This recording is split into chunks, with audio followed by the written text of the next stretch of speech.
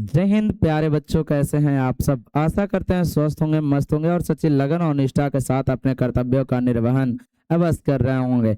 आज का यह सेशन बहुत ही महत्वपूर्ण होने जा रहा है। आज हम आपको समझाने जा रहे हैं कक्षा 10वीं का जो सिविक्स अर्थात नागरिक शास्त्र है उसका दूसरा अध्याय, जिसका नाम है सत्ता में साझेदारी की कार्य प्रणाली। उसका यह 9वां लेक्चर होने जा रहा है। आज हम जानेंगे नगर निगम के बारे में और साथ ही साथ नगर परिषद के बारे में और उनके कार्यों की भी समीक्षा करेंगे और फिर महापौर के बारे में जानेंगे।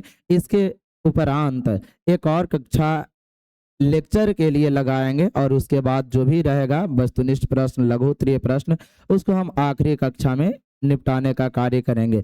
यह जो भी क्लासेस है यह आपके लिए निरंतरता के साथ एकदम कक्षा 10th का जो मैट्रिक एग्जाम या बोर्ड एग्जाम होना है 2027 में, उसके पर्पज से बहुत ही महत्वपूर्ण होता है। इसलिए अगर आपके कोई भाई या बंधु या कोई साथी मित्र आपके साथ अध्ययनरत हैं तो उन तक यह वीडियो अवश्य पहुंचाइएगा ताकि उन्हें भी मैट्रिक परीक्षा 2027 की तैयारी में थोड़ा सहायता मिल सके। चलिए शुरू करते हैं आज का यह सेशन, जिसका नाम है सत्ता की साझेदारी में कार्य प्रणाली की जो पार्ट 9 है। कहता है समितियां क्या है। क्या बोले बाबू? समितियां क्या है? फिर से बताइए, समितियां क्या है? तो कहता है समितियां क्या है तो नगर परिषद के कार्य को सुचारू रूप से चलाने के लिए नगर परिषद में कई समिति का गठन किया जाता है। हमने बताया कि नगर परिषद के जो भी कार्य होते हैं उसको बढ़िया से जमीनी स्तर पर उतारने के लिए या प्रखरता से उतारने के लिए, उसे सुचारू ढंग से चलाने के लिए अलग अलग प्रकार की समितियां का गठन किया जाता है। जैसे शिक्षा की समिति, जन स्वास्थ्य की समिति, वित्त समिति, अस्पताल समिति इत्यादि। कहता है कि समितियां क्या है तो नगर परिषद के जो भी कार्य हैं, नगर परिषद के जो भी कार्य हैं उन्हें सुचारू ढंग से चलाने के लिए किसका गठन किया जाता है? समितियां का गठन किया जाता है। जैसे शिक्षा विभाग में कोई कार्य करना है तो शिक्षा समिति हो गया। अगर जो कहीं पे जन स्वास्थ्य की बात आए तो जन स्वास्थ्य समिति आ गया। किसी प्रकार का और अलग अलग वर्ग में, अलग अलग भाग में अलग अलग समितियों का गठन किया जाता है। जैसे स्वास्थ्य में स्वास्थ्य समिति, शिक्षा में शिक्षण समिति, वित्त विभाग है, अगर जो बैंकिंग का क्षेत्र है तो उसके लिए वित्त समिति का गठन किया जाता है। तो कहता है समितियां क्या है तो नगर परिषद को सुचारू रूप से चलाने के लिए, नगर परिषद के कामों को बखूबी प्रखरता के साथ जमीन पर उतारने के लिए, उसे अच्छा तरह से संवारने के लिए जिस अलग अलग प्रकार की समितियां का गठन किया जाता है। जैसे शिक्षा के क्षेत्र में शिक्षा समिति, स्वास्थ्य के क्षेत्र में स्वास्थ्य समिति, वित्त विभाग में वित्त समिति और अलग अलग, जैसे मान लिया कि किसी प्रकार का स्वास्थ्य विभाग है तो उसके लिए अलग से जन स्वास्थ्य समिति का गठन किया जाता है। कहता है कि नगर परिषद के समिति में 3 से 6 सदस्य होते हैं। जो समिति होते हैं उनमें 3 से 6 सदस्य होते हैं और नगर परिषद के समिति नगर परिषद को सलाह देती है और बहुत से अन्य कार्य का संपादन करती है। यह जो समितियां हैं उसका गठन नगर परिषद के कार्यों को सुचारू ढंग से जमीनी स्तर पर उतारने के लिए किया जाता है। शिक्षण के क्षेत्र में अलग समिति, स्वास्थ्य के क्षेत्र में अलग समिति, वित्त विभाग में अलग समिति, कृषि विभाग में अलग समिति, किसी को बैंकिंग से जुड़ा हुआ कोई काम है तो उसके लिए अलग समिति, मतलब अलग अलग क्षेत्र में अलग अलग प्रकार की समितियां का गठन किया जाता है। और एक समिति में नगर परिषद का जो एक समिति होता है उसमें कहा जाता है कि 3 से 6 सदस्य होते हैं और नगर परिषद के समिति नगर परिषद को सलाह देते हैं। जो भी नगर परिषद की समितियां का गठन किया जाता है और वह अपने मतलब सुलभता के आधार पर नगर परिषद को सलाह देने का कार्य करता है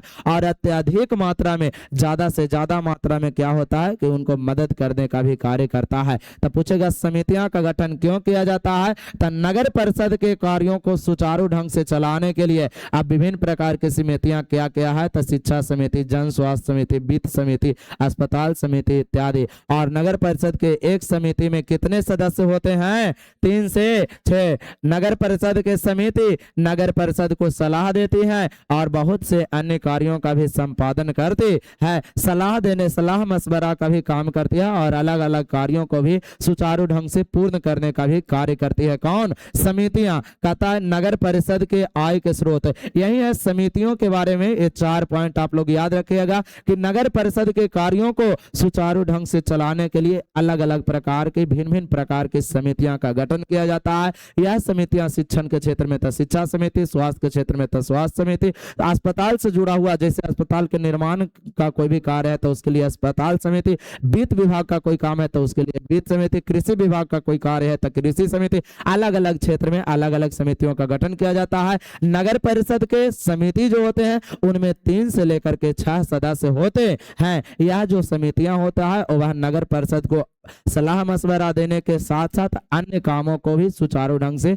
निपटाने का या संवारने का भी कार्य करती है। तो यही है समिति। क्या है बउआ? समिति। अब आगे कहता है नगर परिषद के आय के स्रोत। नगर परिषद के आय के स्रोत, तो नगर परिषद के आय के निम्नलिखित स्रोत हैं। पहला में कहता है राज्य सरकार द्वारा अनुदान। राज्य सरकार द्वारा अनुदान। नगर परिषद के पास पैसा आएगा कहां से? तो कहता है कि राज्य सरकार द्वारा अनुदान। राज्य सरकार उसको राशि मुहैया कराएगा कि लीजिए हम आपके खाता में इतना पैसा डाल रहे हैं और इससे संबंधित मतलब इससे जितना भी कार्य आपके क्षेत्र में हो सकता है, आपके नगर परिषद के अंतर्गत जितना भी कार्य हो सकता है उसको सुलभता पूर्वक आप पूर्ण करवाइएगा। और आय प्रदान करता है मतलब पैसा देने का कार्य करता है। और विभिन्न प्रकार के कार्य या टैक्स लगा करके भी नगर परिषद को क्या प्राप्त होता है? आय या रोकड़ा प्राप्त होता है। आय या रोकड़ा प्राप्त होता है। तब पूछेगा कि नगर परिषद के आय के कितने स्रोत?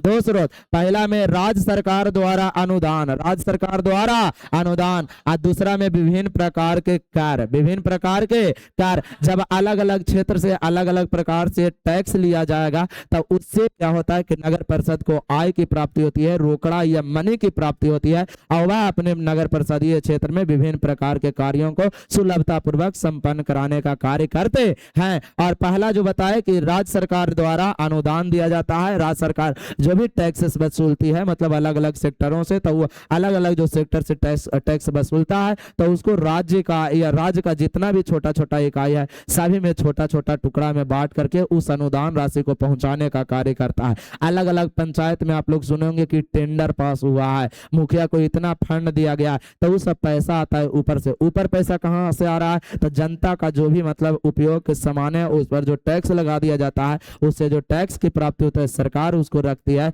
और उसी सरकार मतलब उसी टैक्स के पैसे को विभिन्न प्रकार के जो भी मतलब क्षेत्र में या सेक्टर में काम करने वाले जो लोग हैं उनको क्या करते हैं? वेतन भी मुहैया कराती है और राज्य में जितने भी कार्य होते हैं उनका भी संपादन कराने का कार्य करती है, उसके लिए पैसा देती है। राज्य सरकार जैसे केंद्र सरकार है तो केंद्र सरकार के पास जो भी टैक्स का पैसा वसूली होकर के गया उस सभी राज्यों को आवश्यकता अनुसार इतना कुछ कुछ पैसा प्रदान करती है, तो केंद्र सरकार राज्य सरकार को अनुदान देती है। ठीक उसी प्रकार से नगर परिषद के आय के स्रोत है कि राज्य सरकार जो है जो अपने राज्य के अंतर्गत जितने भी नगर परिषद हैं उनको क्या देता है? सहायता राशि प्रदान करता है, उन्हें अनुदान दिया जाता है और विभिन्न प्रकार के कार्य के माध्यम से नगर परिषद को क्या प्राप्त होता है? आय या पैसा प्राप्त होता है। हम 2 चीज अभी बताएं। सबसे पहले बताएं समितियां। तो नगर परिषद को सुचारू ढंग से कार्य करने के लिए, सुचारू ढंग से चलाने के लिए अलग अलग प्रकार की समितियां का गठन किया जाता है। जैसे शिक्षण के क्षेत्र में शिक्षा समिति, स्वास्थ्य के क्षेत्र में स्वास्थ्य समिति और आप कहता है कि वित्त विभाग में वित्त समिति और कृषि विभाग में कृषि समिति, अलग अलग प्रकार की समितियां का गठन किया जाता है। और एक नगर परिषद में मतलब नगर परिषद में कहता है कि कितने मतलब समितियों का, नगर परिषद का अगर जो एक समिति है तो उसमें 3 से कितने 6 सदस्य हो सकते हैं। और कहता है कि नगर ये जो समितियां हैं जो नगर परिषद के जो समिति हैं जो नगर परिषद को सलाह भी देती हैं और बहुत सारे अन्य कार्यों का संपादन भी करने का कार्य करती हैं। पूछेगा कि नगर परिषद के आय के कितने स्रोत हैं? तो 2 स्रोत। पहला में क्या बताए? राज्य सरकार के द्वारा अनुदान। राज्य सरकार के द्वारा अनुदान। और दूसरा में विभिन्न प्रकार के कार्य। विभिन्न प्रकार के कार्य। कोई दिक्कत है? आगे चलें। चलिए अब आगे देखते हैं। आगे कहता है नगर परिषद के अनिवार्य कार्य, कौन कौन से ऐसे काम हैं जो नगर परिषद को करना ही करना है। तो कहता है नगर की सफाई कराना, नगर की सफाई कर।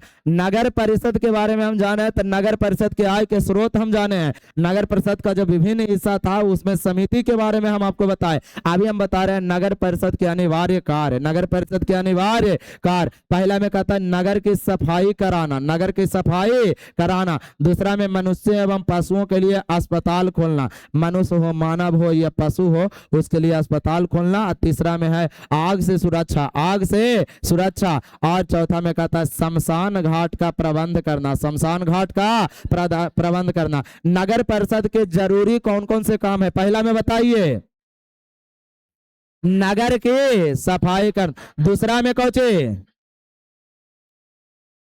मनुष्यों के लिए केवल ही नहीं, पशुओं के लिए भी अस्पताल खोलना, पशुओं के लिए भी क्या खोलना, अस्पताल खोलना। और आग से सुरक्षा प्रदान करना, आग से सुरक्षा प्रदान करना। शमशान घाट का प्रबंध करना, शमशान घाट का प्रबंध करना। जो भी लोग होते हैं मतलब अलग अलग धर्मों में अलग अलग प्रकार का जो भी परंपरा चलते आ रहा है उसका निष्पादन आगे की ओर होते चला जाता है।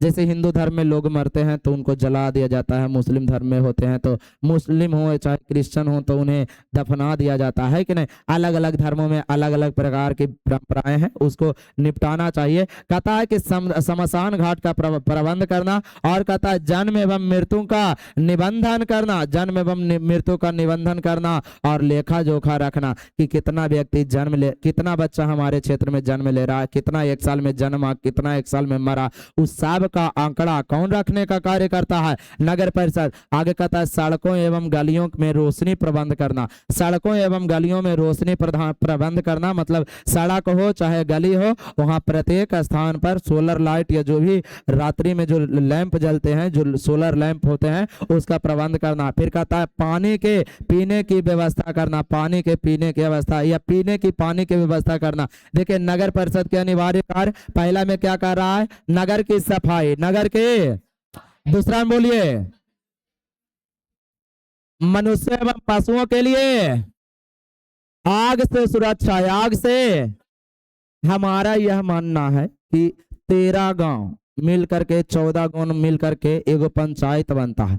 कम से कम प्रत्येक पंचायत में एक एम्बुलेंस होना ही चाहिए। मतलब एक एम्बुलेंस, मतलब पंचायत का अपना, अगर जो सारा का सारा पंचायत से चंदा भी एकत्र करके किया जाएगा तब भी आराम से खरीदा जाएगा।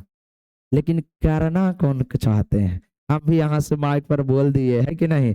लेकिन प्रत्येक पंचायत में इस प्रकार की व्यवस्था होनी चाहिए। और जब हम लोग धर्म के नाम पर अलग अलग क्षेत्र के नाम पर चंदा दे सकते हैं तो ये तो अच्छा चीज है भाई, कि कोई व्यक्ति अगर जो मरा जा रहा है, अर्धमरा अवस्था में है, और अपना पंचायत का अगर जो एम्बुलेंस रहेगा तो खाट से फोन करेगा तो 13 गांव का कितना ही एरिया रहता होगा, मुश्किल से 4 से 5 किलोमीटर के क्षेत्र में सभी गांव आ जाता है, तो उतना से आने में एम्बुलेंस को ज्यादा टाइम नहीं लगेगा। और भारत सरकार द्वारा एम्बुलेंस की जो सुविधा है, फोन कीजिएगा तब पता चलेगा कि आप फोन किया है, आधा घंटा वहीं में लगा दिया, तब तक रोगी है जो गया है कि नहीं।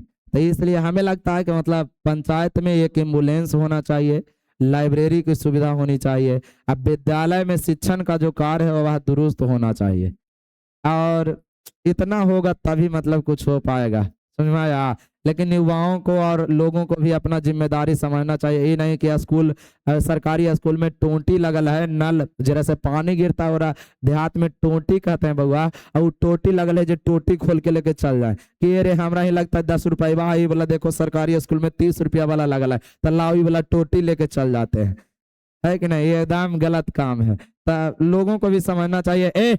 नगर की सफाई करना, दूसरा मनुष्य एवं पशुओं के लिए क्या खोलना, अस्पताल खोलना। तीसरा में आग से सुरक्षा, चौथा में शमशान घाट का प्रबंध करना। अब पांचवा में जन्म एवं मृत्यु निबंधन करना, मतलब कितने लोग जन्मे कितने लोग मरे उस सब का लेखा जोखा रखने का कार्य करता है। और सड़क एवं गलियों में रोशनी का प्रबंध करना, सड़क एवं गलियों में रोशनी का प्रबंध करना। और पीने की पानी की व्यवस्था करना, या पानी पीने की व्यवस्था करना, थोड़ा सा उल्टा लिखा गया है, पीने की पानी का व्यवस्था करना। सड़क बनाना तथा उसकी मरम्मत करना, रोड बना दिए वही काफी नहीं है, रोड अगर जो खराब है केशुपुर वाला रास्ता के जैसा तो उसका मरम्मत भी कराना चाहिए। वो रोड बहुत बढ़िया था, लेकिन लगा ना कि बनाएगा अब रोड, और वो दौरान का किया कि पूरा पत्थर गिरा दिया ना, और सब रोड बर्बाद।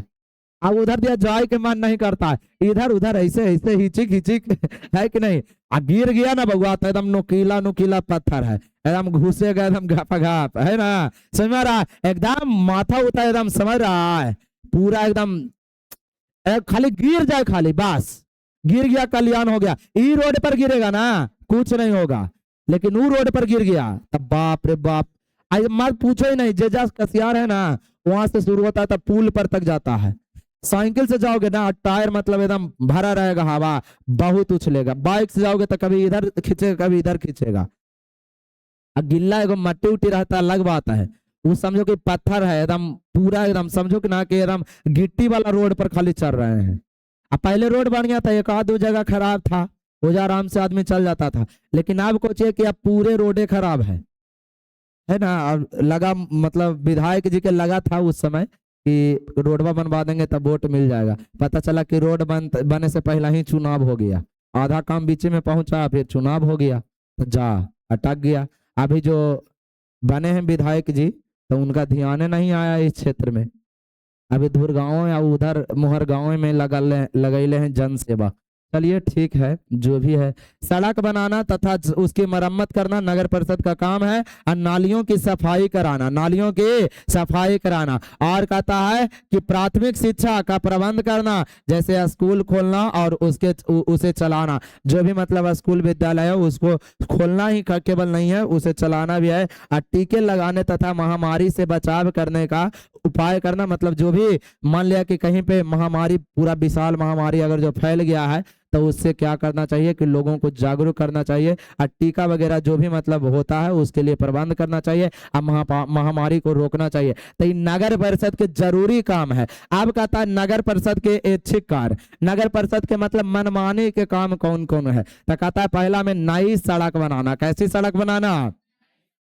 गलियां एवं नालियां बनाना, गलियां एवं नलियां बनाना। और शहर में के गंदे इलाके को बसने योग्य बनाना, मतलब शहर में अगर जो कोई गंदा मतलब इलाका है तो उसको एकदम सुचारू ढंग से साफ सफाई करवाएगा और वहां पे लोगों को बसाएगा। गरीबों के लिए घर बनाना, गरीबों के लिए घर बनाना। और कहता है बिजली का प्रबंध करना, बिजली का प्रबंध करना। और प्रदर्शनी लगाना, क्या लगाना? प्रदर्शनी लगाना। अलग अलग क्षेत्र में अलग अलग प्रकार के मतलब जो भी लोग हैं तो उनको तलाशने के लिए क्या किया जाना चाहिए कि अलग अलग प्रकार से शिविर लगाना चाहिए कि हाँ कौन से व्यक्ति हैं जो किस सेक्टर में जाकर के अपना अच्छा दे सकते हैं। कोई कोई व्यक्ति ऐसे होते हैं जो जिनमें योग्यता होती है कि मान लिया कि कोई कोई भी व्यक्ति हैं जो मान लिया कि पढ़ाई के क्षेत्र में ना आगे अच्छा कर सकते हैं लेकिन डांसिंग के क्षेत्र में अच्छा कर सकते हैं, तो उनको कहा किया जाए कि डांसिंग में ही भेजा जाए, ऐसा नहीं कि पढ़ाई उस पर थोपा जाए। और कुछ मतलब कि कोई पढ़ाई को नहीं मान रहा है, खेल को मान रहा है, तो खेल के क्षेत्र में अभी देखिए वैभव सूर्यवंशी का नाम आता है कि नहीं, गर्दा मारता है, बउआ बउआ से फेमस है पूरा क्षेत्र में। और श्रीलंका से जब मैच हो रहा था तो पता ना सुपर ओवर में मैच हुआ था तो थोड़ा सा बकझक हो गया था। कल लगता है कि कितना में 11 बॉल में 50 मार के युवराज सिंह का जो रिकॉर्ड है जिसको तोड़ दिया। युवराज सिंह मतलब वर्ल्ड कप 2007 की बात करते हैं तो 6 में 6 छक्का लगाए थे और उस समय मतलब 12 में 50 बनाए थे यार शतक। अब कल ले पता चला कि होंकने लगा था, 11 में 50 मार के बैठ गया। अभी 14 या 15 साल के है ये है, अब बहुत मारता है। समझाया? अगर जो उनके पिता थोपते उन पर केवल पढ़ाए तो कभी पढ़ पाता। समस्तीपुर से आकर के पटना में आकर के प्रैक्टिस करना है डेली। अब सवेरे मतलब 3-4 बजे निकल जाना है, रात के 10:30 बजे पहुंचना है और सोना है, फिर सवेरे 7-4 बजे उठ चलाना है डेली, मतलब 200 किलोमीटर तय करना है, फिर यहाँ से घरे जाना, फिर आना है, सप्ताह में 4 दिन। तो इतना संघर्ष था किन्हीं के पिता का, और वह संघर्ष है जो अभी एकदम काम में आ रहा है।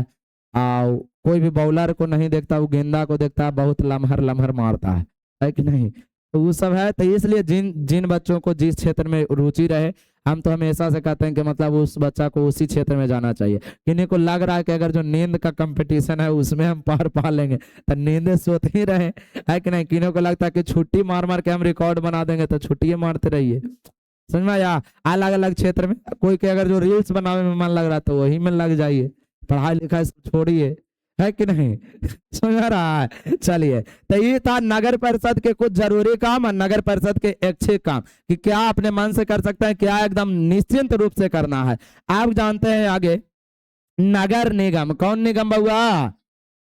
नगर निगम। नगर निगम कहता है कि जिस शहर की जनसंख्या 3 लाख से अधिक होती है वहां नगर निगम की स्थापना की जाती है। जिस शहर की जनसंख्या कितना से अधिक, 3 लाख से अधिक होती है वहां नगर निगम की स्थापना की जाती है।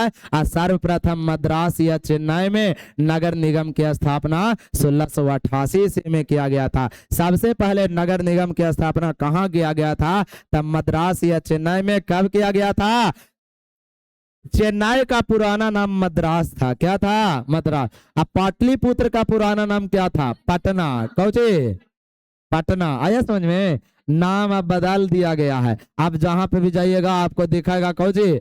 पाटलिपुत्र। कौचे? पाटलिपुत्र। आगे कहता है बिहार। सर्वप्रथम बिहार में सर्वप्रथम पटना में 1952 ईस्वी में नगर निगम की स्थापना हुआ था। जब देश की बात करते हैं तो सर्वप्रथम 1688 ईस्वी में मद्रास या मतलब जो चेन्नई है वहां नगर निगम की स्थापना किया गया था। अब बिहार के पटना में सबसे पहले नगर निगम की स्थापना, मतलब बिहार के किस शहर में? तब पटना में 1952 ईस्वी में नगर निगम की स्थापना किया गया था। जिस शहर की जनसंख्या 3 लाख से अधिक रहेगी उसे किसमें गिनेंगे बउआ? नगर निगम में। तो हम बताएं पहले नगर पंचायत, फिर बताएं नगर परिषद, और फिर बताएं कौची? नगर नगर निगम। नगर निगम मतलब नगर निगम की स्थापना करना था। शहर की जनसंख्या कितनी होनी चाहिए? 3 लाख से अधिक। 3 लाख से। और नगर परिषद का कितना चाहिए? 40,000 से कितना? 3 लाख के बीच में रहेगा तो नगर परिषद बनेगा। नगर पंचायत 12,000 से 40,000 के बीच की जनसंख्या रहेगी तब क्या बनेगा? नगर पंचायत। नगर पंचायत, नगर परिषद, नगर निगम। सबसे बड़ा नगर निगम, जनसंख्या चाहिए 3 लाख से अधिक एवं। और फिर कहता है दूसरा में, मतलब सेकंड में आता है कौन? नगर परिषद। उसके लिए जनसंख्या चाहिए कितना? 40,000 से 3 लाख। और फिर आता है नगर पंचायत। नगर पंचायत के लिए जनसंख्या कितना चाहिए? 12,000 से 40,000। तब पूछेगा नगर निगम की स्थापना कितनी जनसंख्या पर की जाती है? 3 लाख से अधिक। और सबसे पहला नगर निगम की स्थापना कहाँ हुआ था? मद्रास या चेन्नई में। कब हुआ था? बिहार में। सर्वप्रथम किस शहर में नगर निगम की स्थापना की गई थी? कब की गई थी? 1900। कोई दिक्कत है? अब आगे चलते हैं। आगे का कहता है बउआ, अगला है नगर परिषद। नगर परिषद। नगर परिषद। नगर परिषद क्या है? कहता है नगर निगम के विभिन्न नगर निगम को विभिन्न वार्डों में बांटा जाता है। और कहता है कि बिहार के नगर निगम में वार्ड की न्यूनतम संख्या 37 से कितनी होनी चाहिए? 75 होनी चाहिए।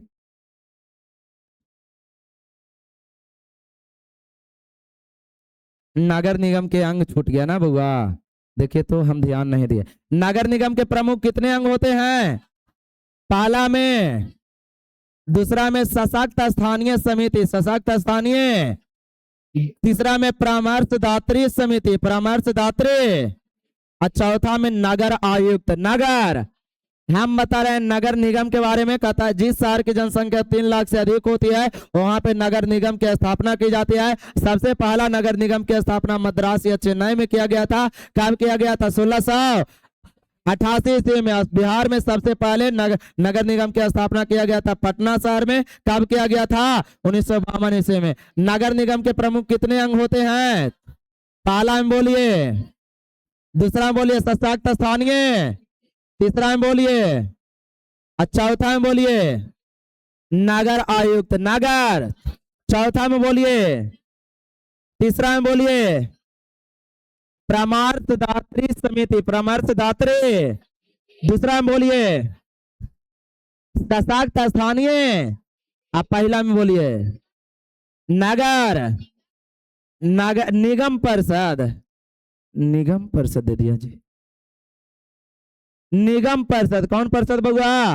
निगम परिषद। तो देखिए अब कहता है निगम परिषद में कुछ प्रमुख बातें थी उसके बारे में जानते हैं, लेकिन कुछ कुछ और पॉइंट लिखा है। कहता है नगर निगम में, नगर निगम को विभिन्न वार्डों में बांटा जाता है। नगर निगम को विभिन्न वार्डों में बांटा जाता है। बिहार के नगर निगम में वार्ड की न्यूनतम संख्या 37 से कितनी होती है? 75 हो सकती है। अब पटना नगर निगम में कितने वार्ड हैं? 72 वार्ड हैं। कितने वार्ड हैं? 72 वार्ड हैं। यह जो पुराना वो बुक है, मतलब पुराने से चलते आ रहा है, अब हो सके उसकी संख्या बढ़ गई होगी, लेकिन याद रखना है कितना? 72। आगे कहता है प्रत्येक वार्ड से एक प्रतिनिधित्व का निर्वाचित होते हैं जिन्हें वार्ड परिषद कहते हैं। क्या कहते हैं? वार्ड परिषद कहते हैं। कहता है नगर निगम में नगर निगम को विभिन्न वार्डों में बांटा जाता है और बिहार के नगर निगम में एक नगर निगम में कम से कम 37 से 75 वार्ड होते हैं। पटना नगर निगम में 72 वार्ड हैं। प्रत्येक वार्ड में से एक प्रतिनिधित्व निर्वाचित या चुने जाते हैं जिन्हें क्या कहते हैं? वार्ड परिषद कहते हैं। क्या कहते हैं? वार्ड परिषद कहते हैं। अब वार्ड परिषद का कार्यकाल कितने वर्षों का? 5 वर्षों का होता है। नगर परिषद का बैठक महीने में एक बार होता है। नगर परिषद का बैठक महीने में एक बार होता है। और नगर निगम परिषद, निगम परिषद का निगम परिषद का बैठक महीने में एक बार होता है। निगम परिषद का कार्य नियम बनाना और क्या लेना होता है? निर्णय लेना तथा कार्य लगाना या कार्य की वसूली करना, यह निगम परिषद का काम होता है। कहता है कि नगर निगम परिषद है, जो निगम परिषद है, निगम परिषद में कहता है कि नगर निगम को विभिन्न वार्डों में बांटा जाता है। बिहार के नगर निगम में कितने वार्ड होते हैं? कम से कम 37 से 75। 37 से 75। अब पटना नगर निगम में कितने वार्ड हैं? 72। प्रत्येक वार्ड से एक प्रतिनिधित्व को चुना जाता है और वे क्या कहलाते हैं? वार्ड परिषद। वार्ड परिषद का कार्यकाल कितने वर्षों का? 5 वर्षों का होता है। कितने वर्षों का होता है? 5 वर्षों का। कहता है निगम परिषद का बैठक महीने में एक बार होता है। निगम परिषद का बैठक महीने में एक बार होता है। निगम परिषद का कार्य नियम बनाना तथा निर्णय लेना तथा क्या लगाना होता है? कर लगाना है। कर का मतलब टैक्स। कर का मतलब क्या? टैक्स। अब आगे कहता है हेलो, अब महापौर कोचिए बउआ, महापौर जिस प्रकार से मुखिया जी होते हैं ठीक उसी प्रकार से महापौर क्या है बउआ? महापौर। कहता है नगर निगम का प्रधान महापौर कहा जाता है। नगर निगम का प्रधान को क्या कहते हैं?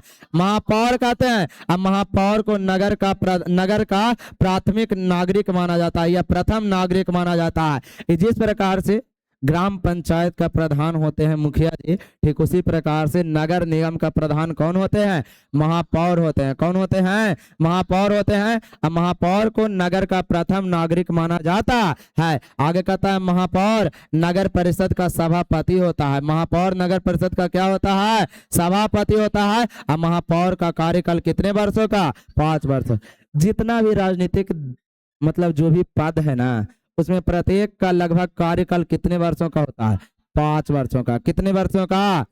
चाहे पंच की बात करें, वार्ड की बात करें, मुखिया की बात करें, पंचायत समिति की बात करें, प्रमुख की बात करें, उप प्रमुख की बात करें, है कि नहीं, और पार्षद की बात करें, वार्ड पार्षद की बात करें, है कि ना, इस सब की बात कर रहे हैं, या महापौर की बात करें, तो सभी का मतलब जो भी कार्यकाल होता है कितने वर्षों का होता है? 5 वर्षों का। तब पूछेगा कि नगर निगम का प्रधान कौन होता है? महापौर। महापौर से क्वेश्चन पूछता है इसलिए इस पे जोर दे रहे हैं। हम कहे कि नगर निगम का प्रधान कौन होता है? महापौर होता है। अब महापौर को नगर निगम का प्रथम नागरिक माना जाता है। पूछेगा कि नगर निगम का प्रथम नागरिक कौन होता है? महापौर होता है। महापौर नगर परिषद का क्या होता है? सभापति। महापौर का कार्यकाल कितने वर्षों का होता है? 5 वर्षों का। कितने वर्षों का? 5 वर्षों का। यह जो भी यह बातें बताए महापौर से संबंधित, या महापौर जो होता है वह नगर निगम जो बताए इससे पीछे नगर निगम का प्रधान महापौर होता है। और कहता है महापौर को नगर का प्रथम नागरिक माना जाता है। महापौर नगर परिषद का सभापति होता है। अब महापौर का कार्यकाल कितने वर्षों का? 5 वर्षों का होता है। यह समझिए कि कहीं के महापौर हैं और बैठे हुए हैं कि नहीं, एकदम माला एकदम वाह।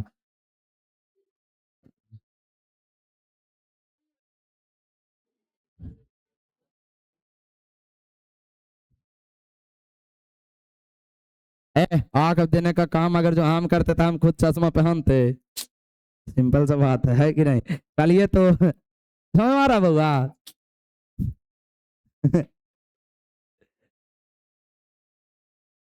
इससे संबंधित एक लेक्चर आओ है, बहुत ही वह भी छोटा लेक्चर होगा जिस प्रकार से आज था। आज अगर जो पूरा ले लेते था ज्यादा हो जाता, फिर आप लोग कहते कि एक ही दिन खींच दिया है ना। तो चलिए आज का यह क्लास आप लोगों को कैसा लगा ये हमें कमेंट बॉक्स में बस बताइएगा। मिलते हैं अगले लेक्चर में, तब तक के लिए अपना ख्याल रखिएगा। जय हिंद, जय भारत, वंदे मातरम।